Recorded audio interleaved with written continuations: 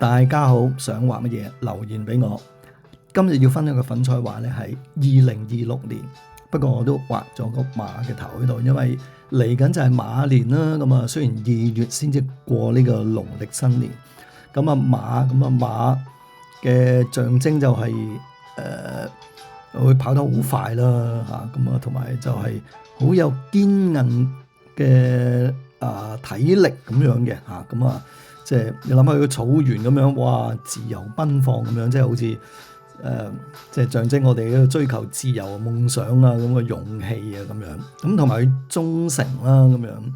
咁好多嗰啲故事都係嘅，即係個馬同嗰個嘅主人啊咁啊，都會建立咗一個感情。咁雖然佢唔會好似狗仔咁樣話就識叫啊、擺尾啊、抱住你咁樣，啲馬抱住你係大件事。咁但係佢係即係都係懂靈性啊咁樣嘅嚇，咁啊都係精神奕奕咁樣啦。咁啊即係古代就揾佢嚟做工具啦，或者係一啲農作即係工作幫手啦。咁但係現今就係即係賽馬、騎馬咁樣。咁但係都係即係嗰個係好正能量，我覺得即係呢一種動物俾我哋咁樣嚇。咁啊，所以嚟緊馬年啦，咁我就即係祝大家就馬到功成啦，就馬上發財，馬上行大運，馬上即係乜嘢都加上呢個馬上，跟住變好咧，咁即係聽到都開心啊！就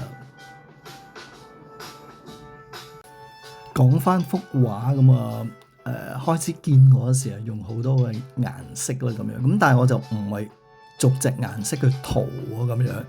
咁啊就個效果就唔同，可以逐隻顏色塗，咁有好多種顏色咁好色彩繽紛啊，咁但係我就係溝晒呢一啲咁嘅顏色，咁佢就變咗咧啡啡地啊、金金地啊、紅紅地啊咁樣嚇。咁粉彩咧就有呢一樣嘢啦，即係你當佢有啲嘅元素啦咁樣，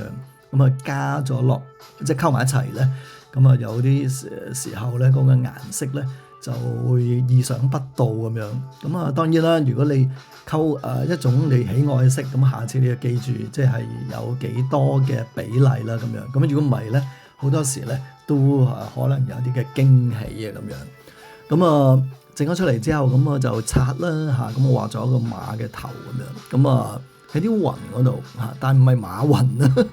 係雲裏邊啦有個馬咁樣，咁2026咁樣，咁啊跟住咧就係一個嘅唔係好多顏色啦嘅色彩咁樣，咁啊